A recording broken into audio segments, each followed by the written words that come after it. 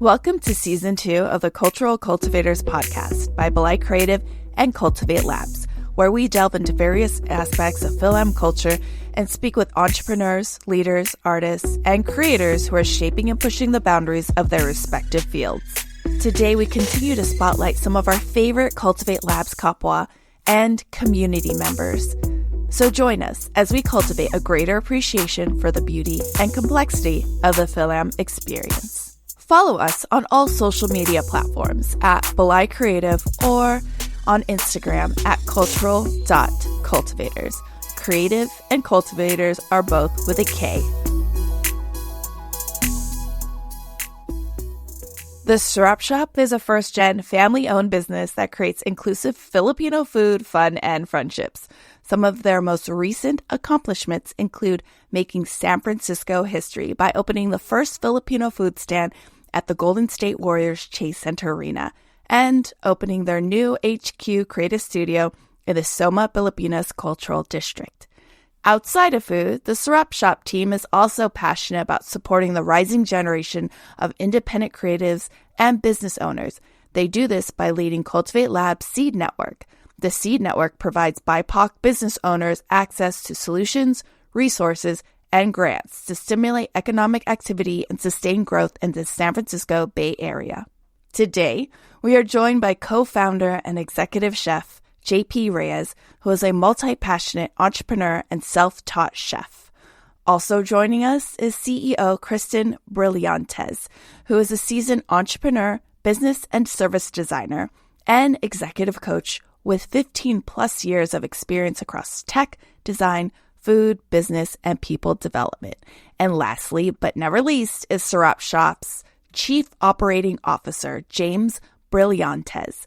James has spent the last 7 years building a thriving team culture and food community. In this conversation, Kristen shares how sitting at the tita table as a child shaped the way she wanted to approach entrepreneurship and adulthood. I don't regret having the front row seat to it at such a young age. I feel like I learned a ton, but it definitely made me feel really anxious and sometimes pessimistic about becoming an adult. And I felt that way until I met certain people in my life who became just really good friends and truly the meaning of chosen family, where I was like, we don't have to live this way. Because up until that point, the phrases that your parents would say is ganun lang yun, right? That's just life. The way they teach you lessons, it's hard facts. I remember even our parents would be like, the moment you get married, everything changes. And I'd always be like, what are you talking about? What changes? What did you do? Yeah. But then you witness it, right? Because again, for me, I had to sit around the table with all the titas talking shit. And then the subgroup of titas who talk shit after the fact, talking shit about the titas who were talking shit. I'm just like, what are we all doing? It's this is what being a grown-up is? Just hard bills, bad business partnerships, bad marriage, bad friendships. I was like, I thought that's your best friend and now you don't want to go to tea with her? What is going on? But then you grow up and you're like, we actually can create what we want our dynamics to be. We can prototype and test different ways of forming business because we just want it to be something that we actually enjoy as a lifestyle. If we're going to do it every day, see certain people every day, we really want to look forward to it and not just do it because you have to. Also in this conversation, the Sarap Shop crew talk about their experience operating a small business through the pandemic, how having a stall at this Chase Center during Golden State Warrior games fulfilled a childhood dream, and how their work with Cultivate Labs Seed Network demystifies the process of being a business owner. You can find the Sarap Shop at sarapshop.com or on all social media platforms at the Sarap Shop. Thanks for being here, Sarap Shop, coming into the studio. Yay, thanks for hosting us. Thanks Very for having excited. us. I feel super blessed to have y'all into the studio. We don't get many guests in the studio. Usually I record remotely, but we had a unique opportunity to have all three of you. So I was like, we need to do it inside Belay. Yeah, especially since James moved back up from LA. Yes. We were like, all things must be in person. Welcome back. Thank you. So this is the question we always ask at the top of our interview, and it's simply which ancestor or someone or animal that's passed on that you would like to call into the space to help ground us in the conversation today. I would like to call on Webster, our dog. So Webster was our family dog for the last 15 years, and unfortunately we had to say goodbye last year, but he had been such an integral part of the Sarap Shop journey too. He was part of starting it, and every time we had like hard moments, you know, cuddles from Webster would always help. But he's also our head of R&D, and we'd taste test everything, whether we wanted him to or not.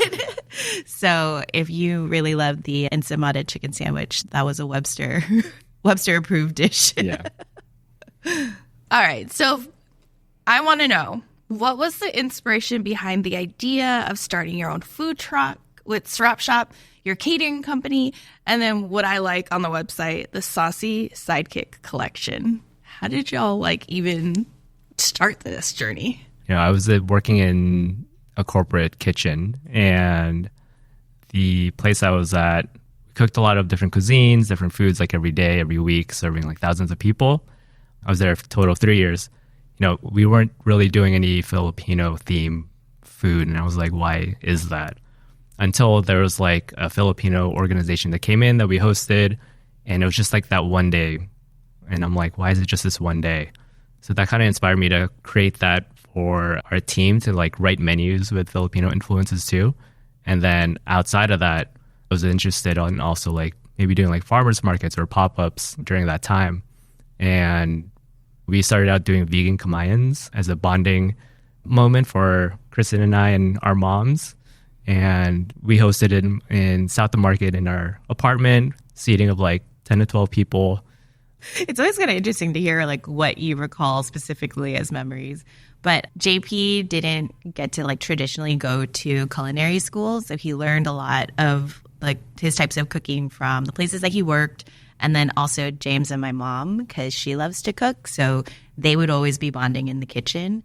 So yeah, there wasn't a lot of Filipino food in like the corporate catering program. And then there was an opening. The vegan chef at the time had left. And so there was this vegan cart that was at the office. And so nobody wanted to take it on because it was known as the sad cart at lunch. I know, it was horrible. And then JP took it on, but he was like so fired up because, you know, at that time too, all of the most popular chefs were always the ones that were like super pedigreed. So it was like, how do you even get a chance to experiment, to learn? So he took that opportunity. And the chef that was working there, the executive chef, really like mentored JP and was like, you can do anything you want here, pick whatever ingredients you want.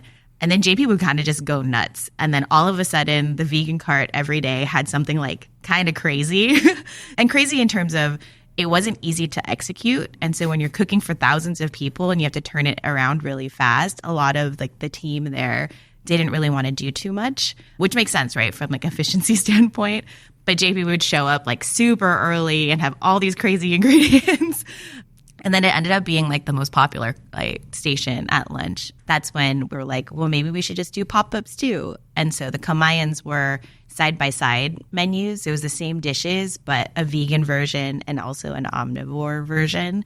And so that was just like a fun experience to be able to like bring people together, try Filipino food, and also have like interesting conversation about maybe why you have different like food choices now. And so we were surprised to even see people be like, I've always wanted to have kare-kare again, but I couldn't because either like they don't eat meat anymore or they developed an allergy or somebody was like in a mixed race couple relationship and they're like, come eat this thing.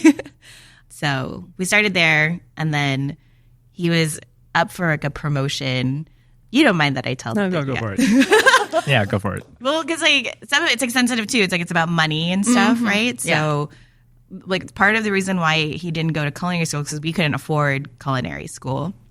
And so I remember when JP saw like his job offers and like even his raises. There was one year his raise was 13 cents, and I was like, that is what? No way. Yeah. He was working crazy hours. He like turned around a whole section of the kitchen. Yeah, making food for thousands of people. Yeah. Me being at that time in my 20s and a little bit toxic, I was like, I'm not going to date somebody who's going to get 13-cent raise. I know. Things have changed. But I remember growing up, our dad was always like, when you work for someone else, somebody's going to define the cost of your time. And so we were kind of like, okay, we don't really know how to do business, but let's just try it. So I was like, that's how we started doing the pop-ups. And then we ended up getting the food truck. What year was that? 2014 is maybe when we were really starting to talk about like doing pop-ups and stuff. Yeah. 2015 was when we got the truck. Yeah. Wow. Yeah. But even before Sarap Shop, JP had all other kinds of businesses. Before Sarap Shop, another concept called snack yums. Yeah. Or I was doing boba milk tea. What do you call that? Farmers markets with some like caramel corn. Nice. And ice cream sandwiches. Oh, gosh. And then the food truck, it's very much like a funny love story. All our families were asking, like, when are you going to get married? I never wanted to be married just in general because we saw a lot of like dysfunctional relationships in Filipino culture. So I was like, oh my gosh, this is scary. But we ended up going to like look at rings once. And then, you know, I was like, let's see what these look like and how much they cost. And I was like, this is so expensive. It's like, you know what? This costs as much as a food truck. Why don't we just buy a food truck instead? So then we ended up having lunch and we were kind of talking about if you were to take the pop-up to something else, what model would make sense. And we were kind of like sketching out, okay, if we continued pop-ups, it might look like this financially. If we got a brick and mortar, this is how much we'd have to invest. But what if we don't like it? And what will our schedule be like? And then food truck ended up being the business model that made the most sense for like that lifestyle choice we wanted to have for that chapter, because you could go to music festivals. And then we kind of got stuck making a decision. And then so I was like, okay, if we look on Craigslist right now and we find a turnkey food truck, let's just buy it. And then so we opened up Craigslist, searched food truck, and then like the fifth listing down said turnkey food truck. We're like, no way. And then we clicked on it and I was like, it's down the street from our apartment. And all of the things that we didn't want to do, like marketing, because we suck at that, we were like, it had a solution for all of it. We were like, we won't even have employees. And the food truck person was like, you have to take our team if you buy this truck. We're like, okay. Yeah. It checked a lot of boxes. So I was like, the commute is short. We don't have to move the truck if we don't want to. We have a team. They take care of marketing. There's already events happening. It was such a fast experience too, because right after we bought it and got the keys, they were like, you have to be open in 7 days, because they were having a Lumpia festival. And it was the first Lumpia festival in the city, Lumpia Palooza.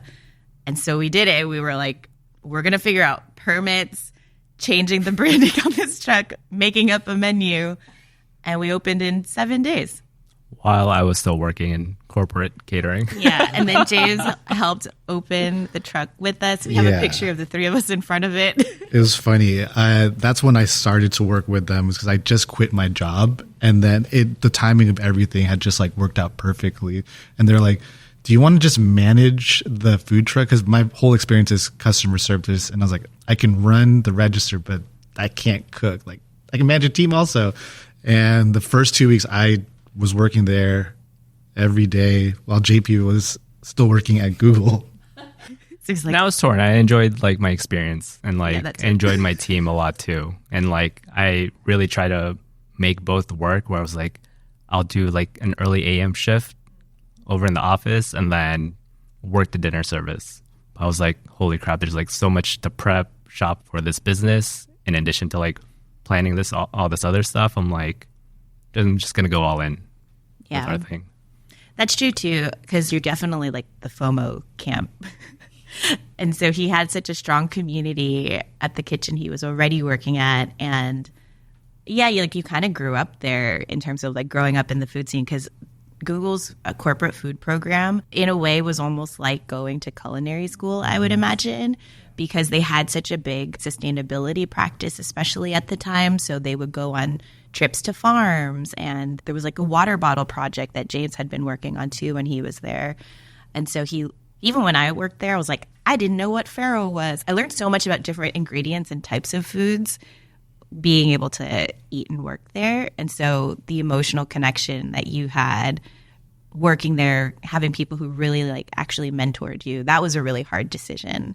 Yeah, you really impacted like the food culture there a lot, because it turned from showing up and it being just a job, especially like in the food team, to you can take pride in your work and you can really actually like influence the ways that people feel seen at work.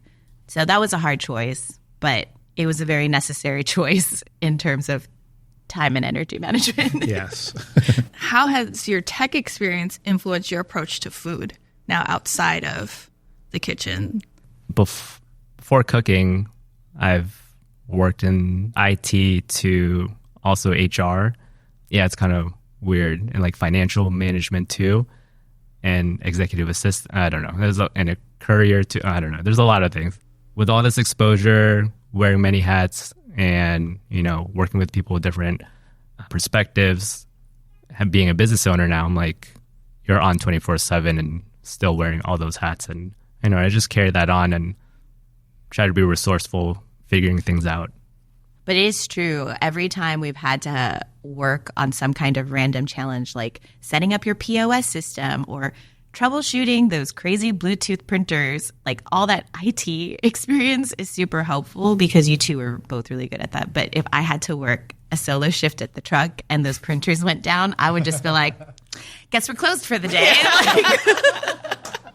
Oh, well. Yeah. When any of that stuff would go like that, or the fryers, I'm like, I guess we're not selling this product anymore. No lumpia today. Yeah, but it's so true that pulling from all those experiences helped a lot with being able to be super flexible. And even with James, he has so much customer service experience, but he has so much general management experience that like the people management portion, especially for jobs that are high volume part-time folks, and doing all of the calendaring and scheduling and getting all these people to gel together who are maybe only here for a season.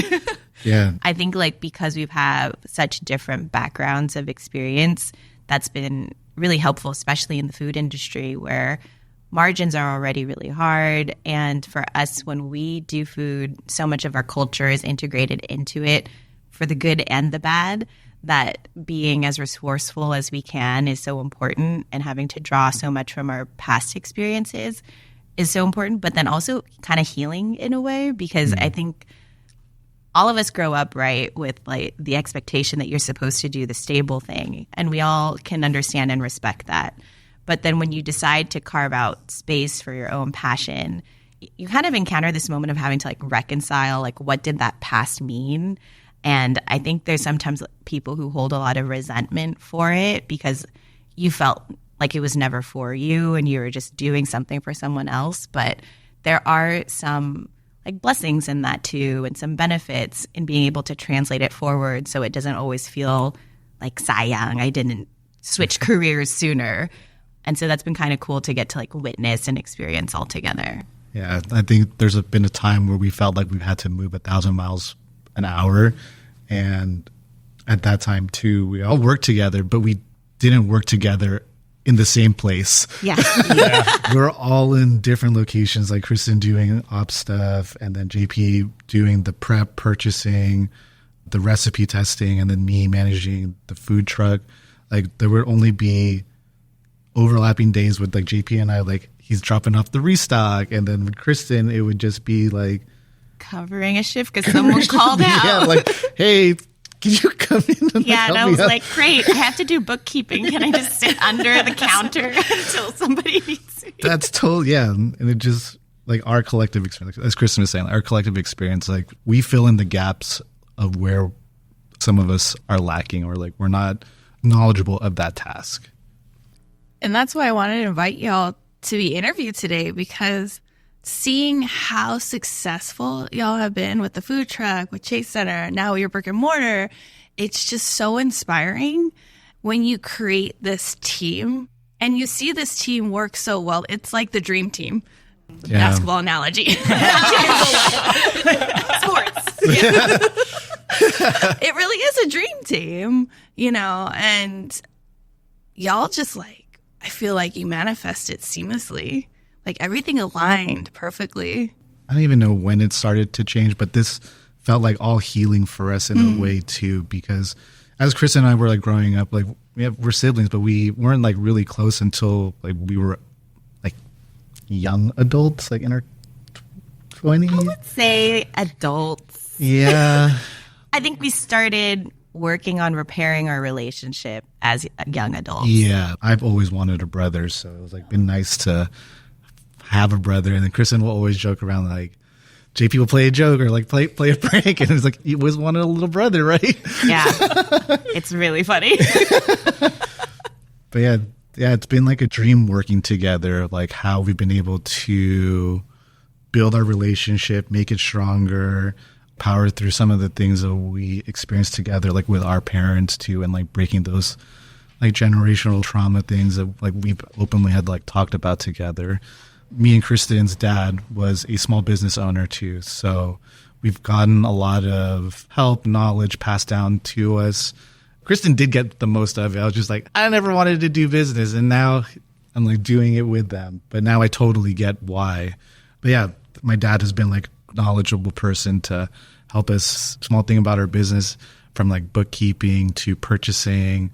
I even remember when I first started like full time, he gave me all of these sheets that he was working on. I was like, I've done everything for you. Now you have to just like maintain it. Yeah, but there was so much resistance from all of us. Yeah. We were like, this is so thorough. It's like, it's so thorough. Like we're like going through everything. And then it wasn't until I caught it all of a sudden, like, oh my God, I have to go like backlog and like see like where we're missing money now from. Oh, wow. Yeah. So, and then that was like my moment of like, okay, gosh, like my dad is right. Like this is, you really have to go through like the fine details of like looking through things, and don't always trust that the computer's doing everything correctly. Wow. Yeah. And a lot of that is informed by like our dad's business traumas too. He had some successful ones, but then also some really devastating losses and devastating business partnerships. And so, especially for their generation, they're still of like the really deep-seated crab mentality generation. So there was a lot of like insidious, hurtful things done in his own personal community.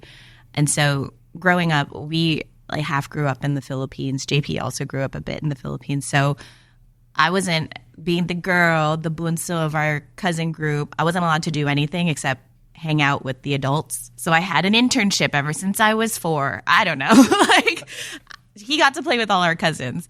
But then I had to go around all the time with our dad. And then my ninang, she also had a sweater factory in the Philippines. So we love to joke around and tell people that as a child I worked in a sweater factory.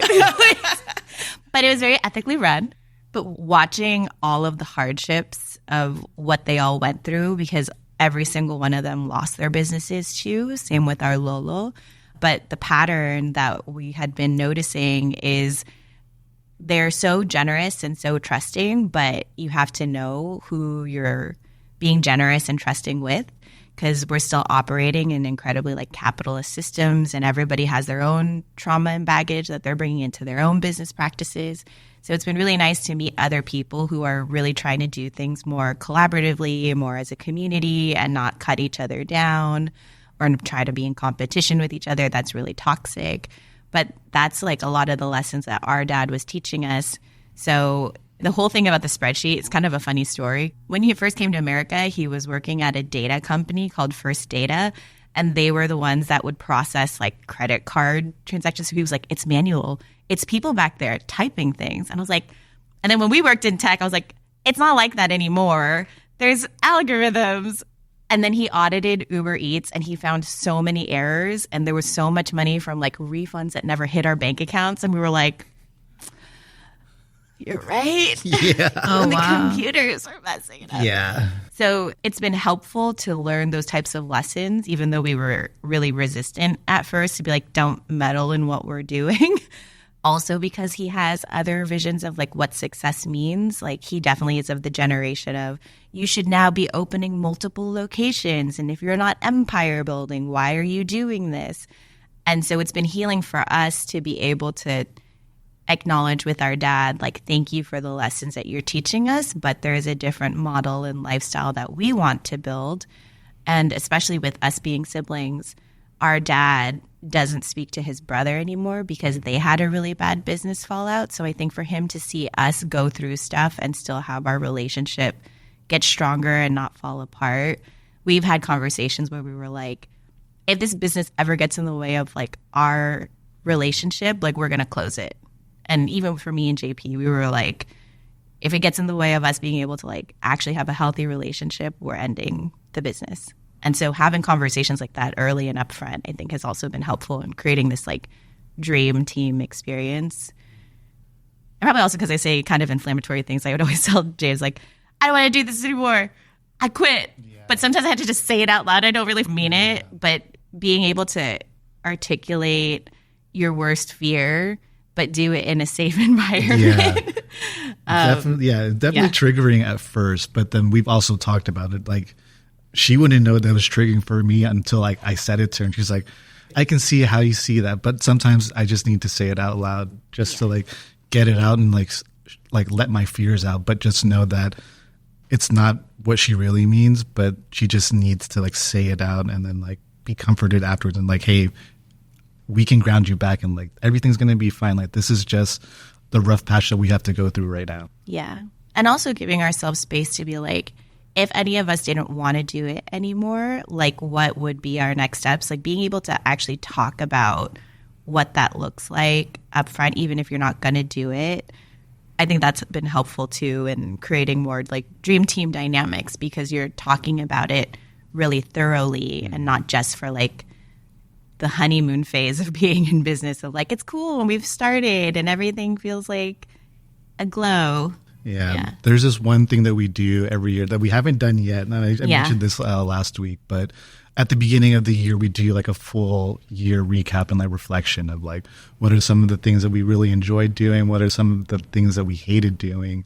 Or some of the things that we didn't want to do anymore? And what are some of the things that we hope to do in the future?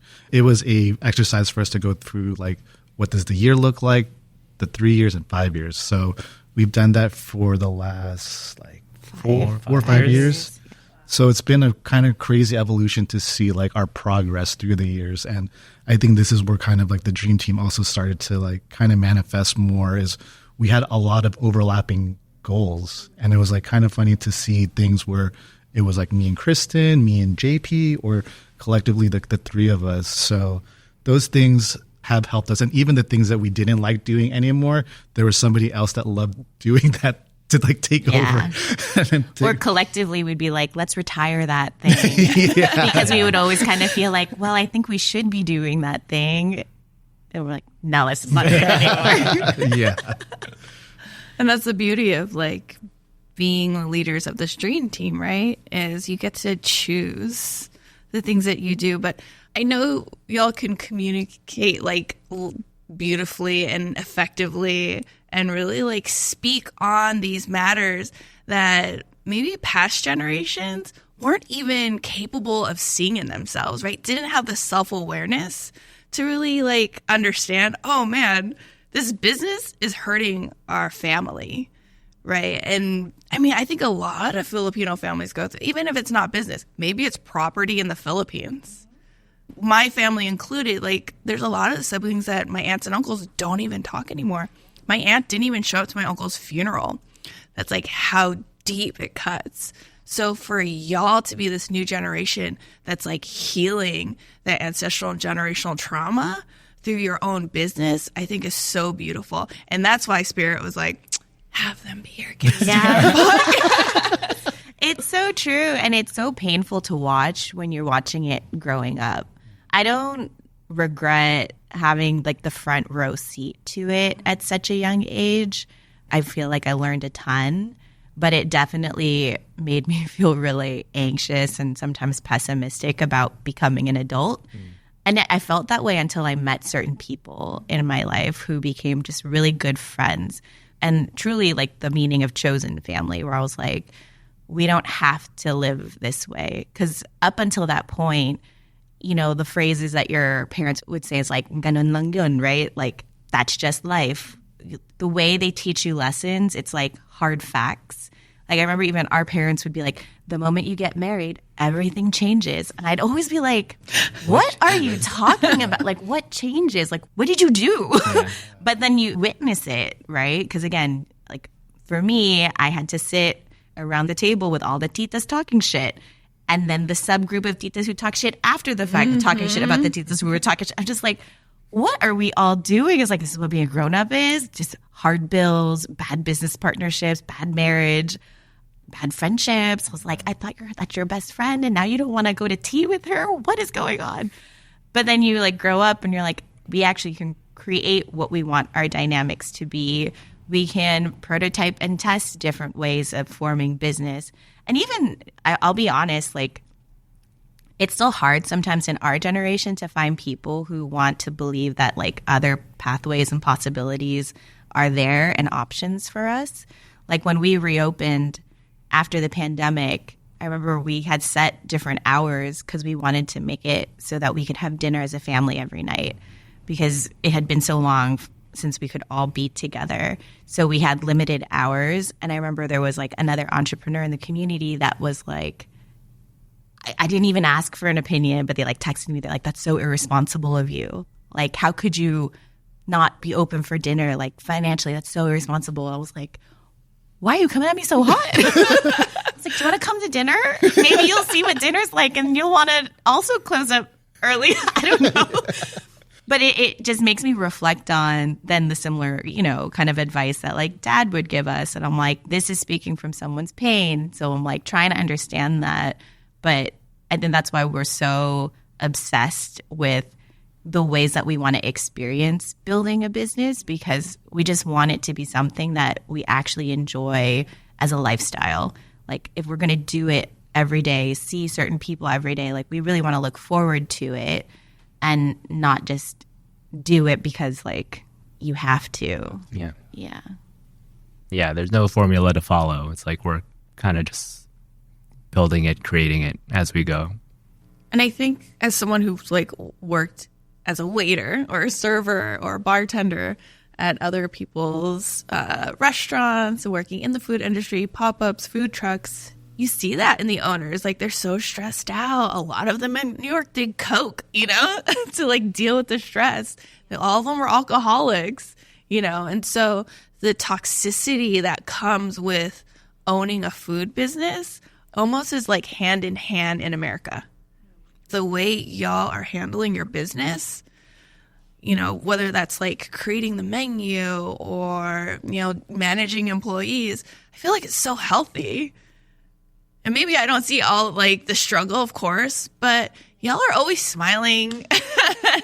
Your relationship is healthy. Yeah. We definitely, you know? There's definitely a lot of tears in the backside, like tears of fulfillment, a lot like hard times of like during the pandemic, like are we still going to be able to do this like through this? Like, are we going to be able to survive? And like real questions of like, do we still want to continue doing this? I think there was definitely a point last year during like all the remodeling and construction and everything that like every hurdle that we had to like go through last year, and I'm like, are we going to make it? Like, yeah. Yeah, that's real. Like the pandemic was really hard for so many people. And then there were a few decisions that we had made where we were like, I don't think I would have made a different choice at the time. The one I'm thinking of in particular was when a lot of our customers, for example, are in like corporate, right? So it was a lot of team building. We also have like a lot of nonprofit folks that we do catering with. And so when the economy was like falling to shit, right, and everybody's getting laid off, nothing's going on, and we had fully hired a fully stacked team, and I was like, this is now our expanded dream team. There are parts of us where JP and I are definitely like optimists. You're a realist. But we were like, we're going to hire for like the growth we're going to have, and there was just no growth. And we signed the lease on the brick and mortar, and it got delayed 9 months because the storms hit, and we had to get the whole roof replaced. That took 6 months. Like there were all these things that were happening that we just couldn't almost afford the situation anymore. And then like the people that were on our team, you know, we get to know them, we know their stories, and we're like, oh my gosh, if we put you out, like you're a new parent or you're taking care of your grandparent, and we know what that feels like to be primary caregiver. There's moments like that that are the more heartbreaking parts of, do we want to keep doing this? Because it's almost like we don't even get to experience joy anymore because we're only doing crisis management. And so that was like a really hard time for the business in particular. But yeah, we had to kind of just make some really hard choices about downsizing at a specific time. It was more like we knew we wanted to downsize. Like we never wanted to be like a many locations place, but we had a different timeline in mind. And none of that had anything to do with having to like let go of like our whole team. Yeah, that was the most heartbreaking part. I cried for weeks. And I drank every day. Like, I'll be honest about that too. Same. Yeah. I was like, oh my gosh, we're about to let everybody down. What are we going to do? This is why it was so heartbreaking. Our team was so sweet that when we told them, all of them were like, you know, we kind of saw the signs, like, because all our data, we keep it transparent so everybody can see our sales reports. Everyone can see what's going on. They're like, we were kind of just wondering, like, when you were going to let us know if we were going to get let go or not. They had a feeling already. Because all of them had worked in the service industry, so they see the ebbs and flows. But we were like, no, never. We're staying together forever. And they were so sweet. They were the ones that were like, do you guys need anything? Like, how can we support you? And that was such a surprising experience where we had never really thought about that part of a team dynamic of we hold so much responsibility for like the lives of the people that we are responsible for. And so to have them also hold us in that way, and also a perfect example of like why we still like doing what we want to do. Because I've worked in a lot of different environments where you didn't have healthy work lives, you didn't have healthy relationships. And we take responsibility too for the fact that like when you're outside of school, work is where you learn the next set of lessons in life. I mean, in addition to family. And so if we can create a container where people can heal from past stuff and then also heal as you go, because like more hard things are going to happen. We love that portion of like what we do. Food, of course, we love food, but to be able to create that kind of an experience is really why we do what we do. Because we even get to experience so much like healing along the way. Yeah, a lot of our team at that time too would tell me specifically, like, I've never worked on a team like this before where we can just be who we are and like be in a safe space where we can talk to the owners like whenever you needed something. We had built such great relationships with them. A lot of them felt like siblings to us in a sense, and like we had a lot of shared like family experiences that we can like relate to, a lot of like common interests. And then I think for me it was like really fun to just get like to know a whole different generation of kids. I worked in retail for 11 years. I think by the time I left I was like in my late 20s, so I was working with like 15, 16-year-olds at that time, and then I jumped to corporate catering. I was like working with a bunch of adults. It's like a huge like gap. I'm like, oh man, I'm like learning like all these different things from everybody else from different ages. And then now working at the food truck and then hiring like lots of new grads. Yeah, like a generation or like two generations like after me. It's like, wow, I'm learning so many things from them, and then they're like learning so many different things from us. And like I think one thing that stood out to me the most was like seeing how Kristen and I really interact with each other. And like, you guys work with each other, you guys are siblings, and you guys don't hate each other. Like, how is that possible? Because we hated each other when we were kids. Yeah. We did it all, but we got it all out. We got it all out in the beginning. You know, the fighting. Yeah. So if your kids fight, yeah, we fought a lot. Yeah. If your kids fight right now, don't worry. It's possible for them to repair. Yeah. There's still As hope. adults. As adults. Yes. Just takes them starting their own food business. When we were talking about like bringing past work lives into this one, most of my experience has been in like leadership development, team building, design, operations. So that like kind of cross section of things is really helpful for being able to navigate really spicy situations or tender moments. Like you do have to take a lot of time to hold that when they happen. And I don't think that people should assume that even if you're naturally like an empath or naturally a caregiver, there are certain skills that you can and should continue to learn and strengthen to make sure that when you do that, you're doing it well, but also taking care of yourself along the way.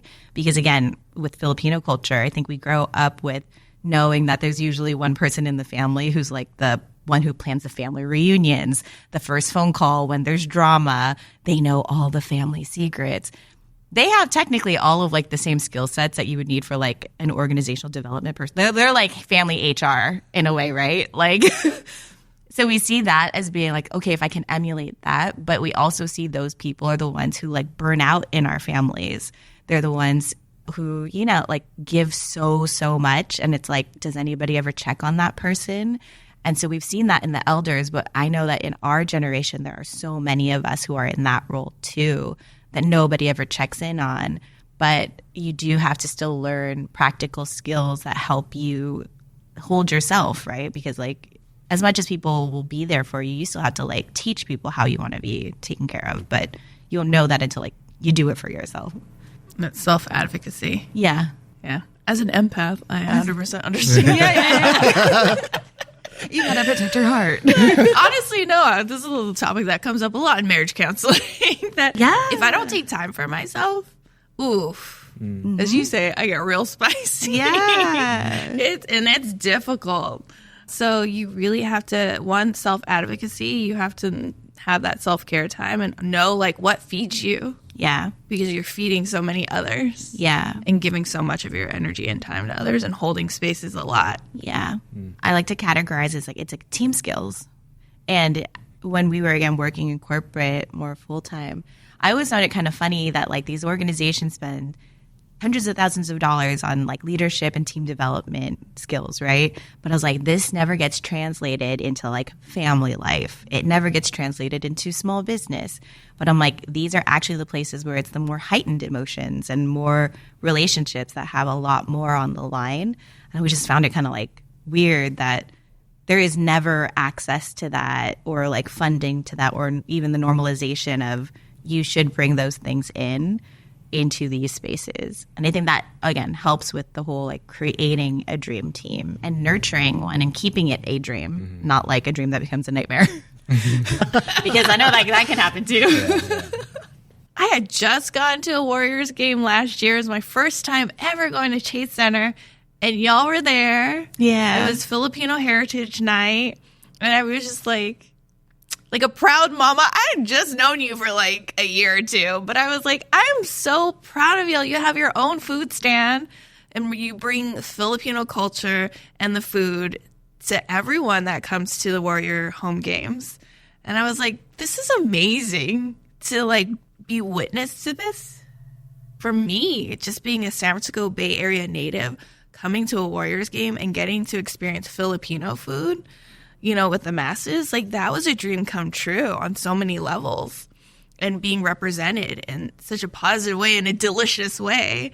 So like, what was that experience like? Marilee Mondahar. So Marilee, she founded Filipino Women's Network. And I believe at the time was like entertainment commissioner here in San Francisco. And when they found out that Chase Arena was getting constructed and they found out about the food programming was going to have nothing integrating small local owned businesses, she made noise. And if anybody meets Marilee, she is a firecracker. She is that spicy tita. And sometimes I'm just like, spicy titas are great when directing that energy towards a really good cause. They are the ones to go to. So she really advocated and was like, you have to actually create space for local small businesses. And so they did, and they opened up an application process and a pilot concept called Tastemakers. And shout out to the Tastemakers program. Yeah, and there's no other, I think, sports facility that had a program quite like that. So it was a big experiment. And so she texted me and I applied. I was like, I'm just going to apply for everything. And then we went through the whole interview process, and then we didn't even know we got in until we saw a newspaper article, and we were like, oh, yay. And then Kristen, like, I think she called me that day. She's like, "Hey, Kuya, we're going to have our own spot. Like, we're going to be a warrior." Yeah. And I was like, "I made your dreams come true." Oh, yeah. Yeah. So if nobody knows, I am a huge Warriors fan. I've been like a Warriors fan ever since '95. I've always enjoyed basketball growing up. And in middle school, I always had a dream of like, I'm going to become an NBA player. Didn't realize how many other people were like so much better than me and like so much more talented. I was like, it's going to be really hard for me to reach that goal. So it's always been my dream to be part of the organization. We get to do it through Filipino food and like sharing our culture. So kind of like what James was saying earlier about us doing like our goal setting process. So when we do goal setting, it's not usually like, how many sales would you like to make on a truck today? We do some of that, but we talk about like, what do you want to experience in life? And then how can Sarap Shop be a vehicle that like gets you there? He was like, oh yeah, if we could do something with the Warriors. And like when he was a kid was like, I want to be on the Warriors. I was like, I don't know, man. Yeah. But then when we made this happen, just through applying, but like, again, we never would have known that could have been a thing unless like Marilee had reached out. There were like probably hundreds of other restaurants they were like interviewing too. Yeah. And like, even like the recipe that we were thinking about at that time too, we were just like, let's just create something really fun and crazy. Let's just see if they're going to like it or not. Yeah. Yeah, the menu we created wasn't even like what we served at all on our catering menu or our food truck. When we create menus for different spaces, we kind of like tailor it to, you know, that audience base and how they're going to experience our food. So we came up with like, okay, concession style sports arena, what are we going to come up with? So some of the items we started out with was like a longanisa dirty dog. Yeah. That was fun. And it's fun because like our menu design process, like our ethos behind how we make our dishes is kind of like the culture in our family. I think like this is the way it is in all Filipino families, but I always make that assumption and sometimes I learn that's not true. But in our family, all of the cooking is like you cook for the people you love and you cook it the way that they want it. And so our original menu, we were like, who do we love to cook for? And that's what that was for. So when we did the Chase Center, it was like, okay, who are we cooking for? And it's like sports fans. It's like, we're cooking for Kuya. Yeah. But then that was really fun. But then it was really an interesting design challenge because the way that Chase Center works is we have a licensing partnership. So we make recipes specifically for there, and they have a catering team, and we train their team on how to execute the dishes. But then we learned that they have a catering team, and then the stand workers, that team is a completely different group.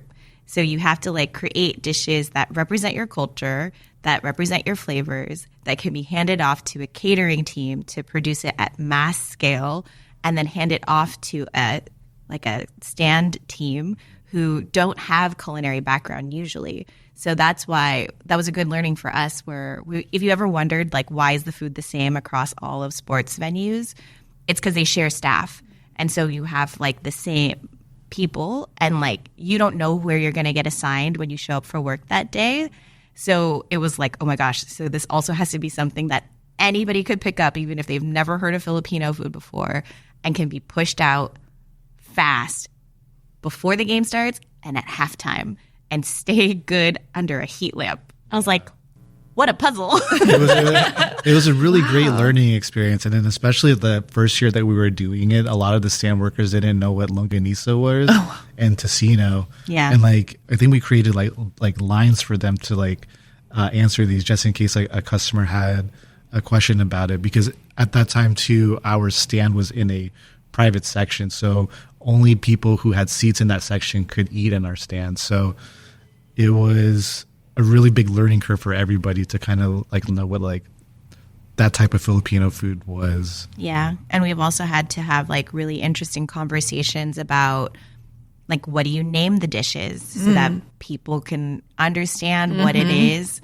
And so it was like lots of conversation about when do you use your language versus not use your language, because you're also trying to prove like a financial model that hopefully creates more opportunity for more people. So it's like the sequencing of decisions. It's been a really inspiring project to learn how do you work cross-industry to create new financial systems that can be mutually beneficial while also helping things like representation and even other things like the Filipino food isn't like the only part of culture that we felt like we were bringing.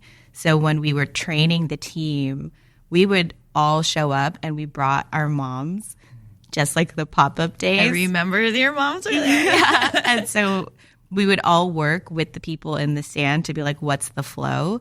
And then it was really cute because some of the people who got assigned to our stand were also families. So it was like a mom and two daughters or different each game. And so we would all just be working in there together. And that felt very Filipino.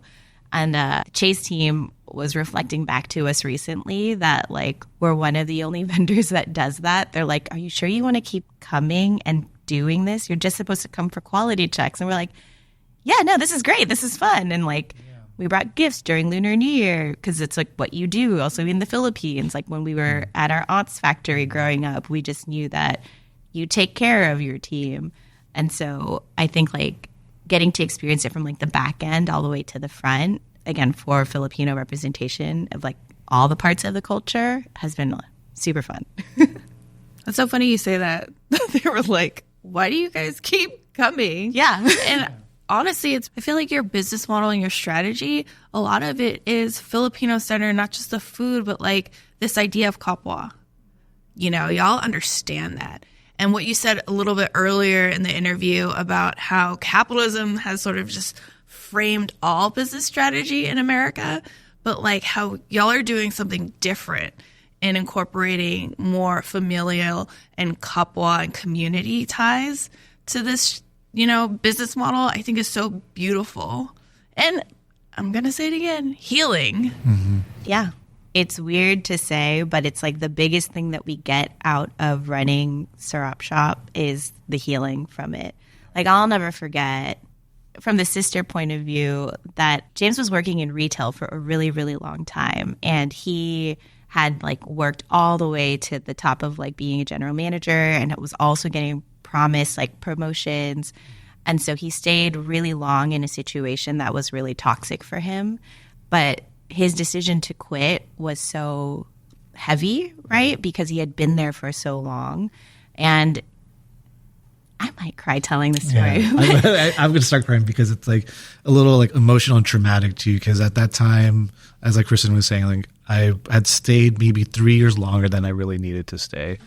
And I was at a really great position to like move on to my next role. But they told me just work one more holiday and like we can like reassess everything. And I'm like, we were bowling that night, and then I had to leave at like 9. Like I have to wake up at 3 to get to work at 4 o'clock. And my cousin was with us, who was visiting here, and he was like, "What do you mean you got to wake up at 3 in the morning?"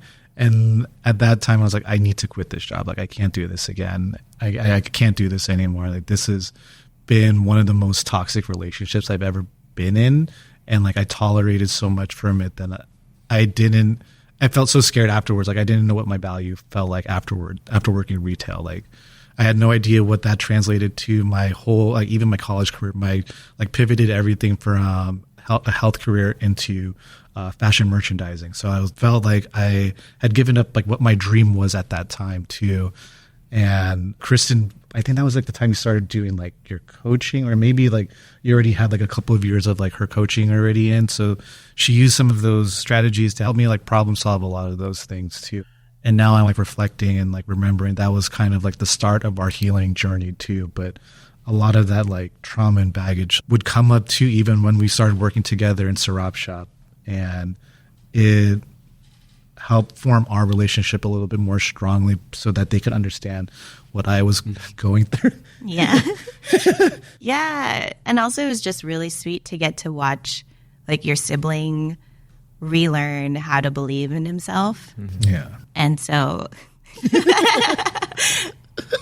that's why I'm just like, it doesn't matter about like money, and like money matters. I get that. But like, that's what I feel like is like really cool about getting to do this. We're all crying too. Like, no, it's because we're on the couch. Tissue for bowl I created in the studio.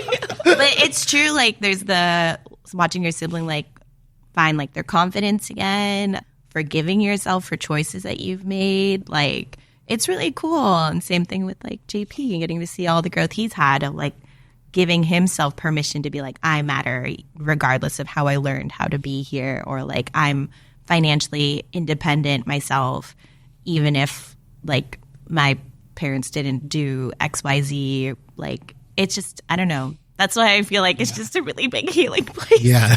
Yeah. I mean, there's one story that just like I remember just more recently, like when the three of us had a conversation about us just like doing the things that we love. And like, I remember that JP, I never know what he likes to do. Like he always just like kind of just goes with the flow with like what everybody like else wanted to do. And there was this time when we were going to the Warriors game, and like he had like something else that he had planned that day, and he felt like he needed to be at the Warriors game also. But then it was like really like just trying to like encourage him, hey, you know, like Kristen, I can handle this. Like you need to make time for yourself too, because this is like something that you want for like your own like healing, and like trying to be happy for doing the things that you want to do like on your own too. Yeah, I remember. Yeah, it was for my friend's birthday. I was like trying to balance like being there for work and being supported for our team and business, but then also like things I wanted to do outside of that.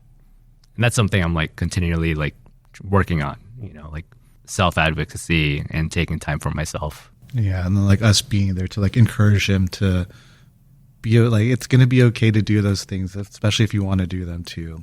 Which is hard, again, in the context of still recovering from the pandemic, and doing small business is hard, and really trying to prove out the model of, I mean, if you do keep showing up in the old framework of mom and pop shops that are 24/7, what you'll prove out is that model. And so like if you don't try the other models, you'll never know if it's possible, or you'll keep only finding the solutions that you know exist. Mm-hmm. But it does take a lot to really try to practice that. Yes, and healing from capitalism. Yeah. And like, and trying to do that with like the whole team too. It was really funny. So Ox and Tiger, EJ. So EJ was living in Chicago, and he wanted to move back home here, but he was like, I don't know how we're going to be able to like make it work because it's like expensive. And then so we were like, why don't you just work at Sarap Shop for a little bit until, you know, you figure out what you want to do next. And then so he did. And then while he was working, I was like, okay, email me what your dreams are. And then his dream was he wanted to have his own restaurant and also drive awareness for like Filipino food. I was like, cool. And so he was working with us for a little bit, and then he started working on Ox and Tiger. And then there was one moment where I was like, okay, I think you're ready because you're shopping for your pop-up instead of working right now. Yeah. And then we were like, it's time for baby to fly the nest. And then he did. And like, and it's been incredible to watch like their journey too. And so we've had different moments of people on the team going through like a hard transition, a hard moment of like learning how to believe in themselves and have like the confidence to do it. And so because I think like we're all actively doing it and we're all on like that journey together, it just creates like more pockets of being able to like actually make more opportunities for people to have like the lives that they really want to create for themselves. And it's really fun to get to experience all together. Like it kind of just feels like we're all playing life like a game. But it's also like it's that community building. Yeah. I love how you talk about building his dreams and y'all sort of like helping people graduate into their own like manifestations. You also do that with the Seed Network, which is a sister program of Balai Creative under Cultivate Labs. Can you talk a little bit about Seed Network and all the important work that you're doing there? So Seed Network is the entrepreneurship enablement program area of Cultivate. And when we joined last year, a lot of our motivation behind it is kind of what we've already been talking about. I think I always personally have an interest in like entrepreneurship development, especially because it's such a great way for people to have agency over their lives and also be able to like contribute to community and impact in like the ways that they want. So we've been working on different programs to help basically bring that to the Filipino district. And so the biggest thing that we're working on right now is a lot of the downtown recovery of getting like a lot of the vacant real estate spaces occupied.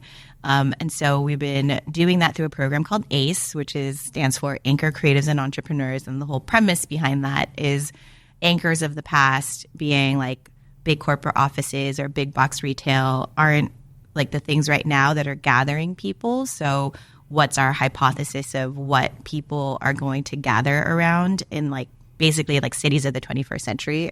And so we do believe that those are people who are like culture and community holders and people who really love their craft as well.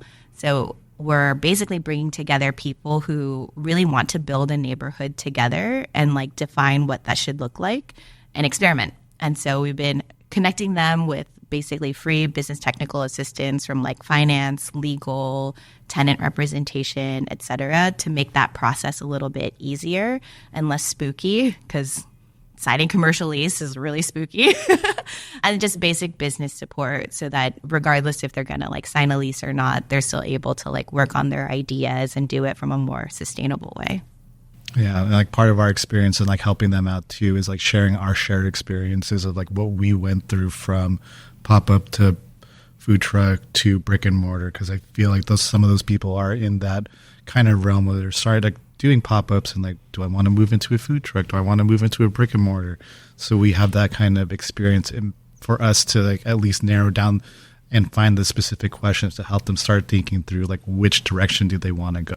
Yeah. And what kind of business do they want to build and personally experience, which is, I think, a lot of what we talked about today. Yeah. I just want to congratulate y'all. Y'all had a grand opening of your brick and mortar that you worked so hard for last month. Thank so you. congratulations. Yeah, you have to come and see Thanks it. for stopping by. You're welcome.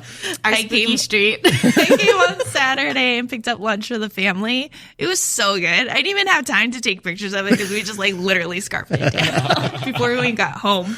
So if you're in the Soma area, come see our friends at the Sarap Shop for lunch, brunch, takeaway. It's a perfect takeaway spot.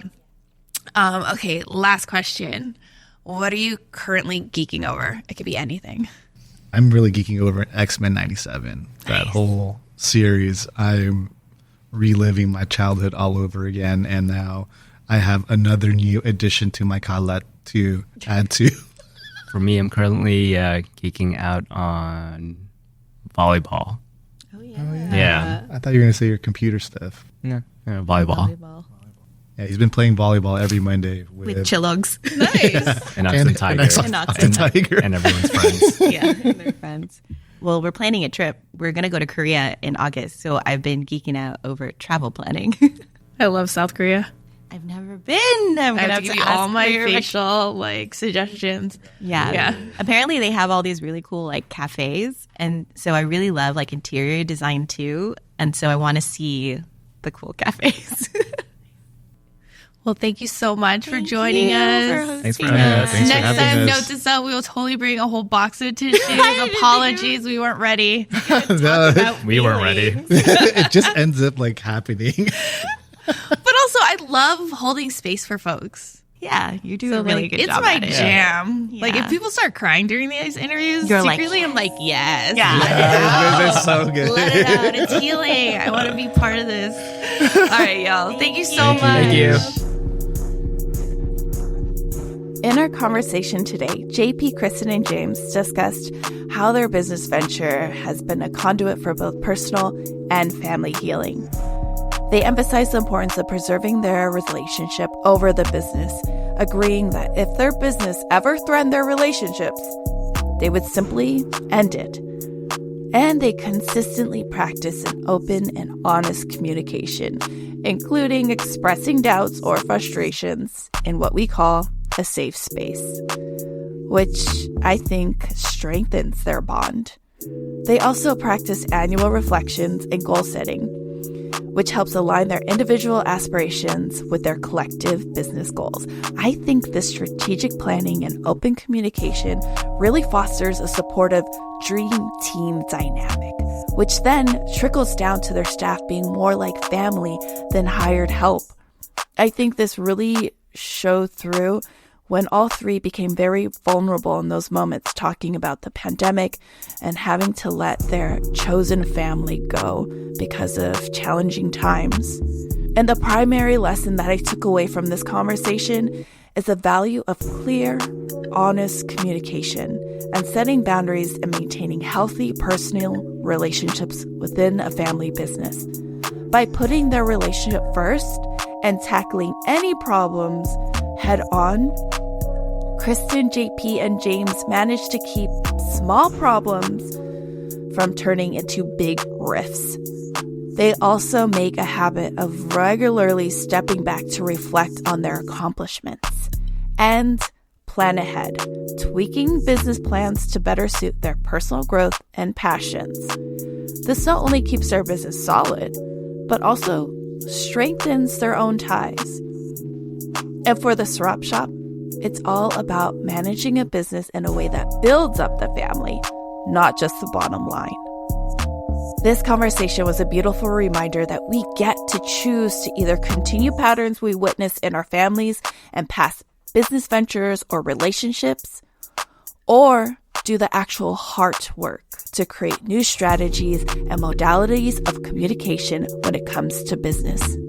And in a society centered on capitalism, the Sarap Shop is proof that a business model that is centered around people, community, or kapwa versus profit margins and gains can be possible and healing. You can find the Sarap Shop at thesarapshop.com or on Instagram, TikTok, and YouTube at the Sarap Shop. Cultural Cultivators is hosted by me, Nicole Saliver. You can follow me at Kindred Kapwa or follow us at cultural.cultivators with a K on Instagram. This podcast is co-produced by John Reyes, Kindred Kapwa, and Balai Creative, and it is a product of Cultivate Labs. Stay in touch at balaicreative.org.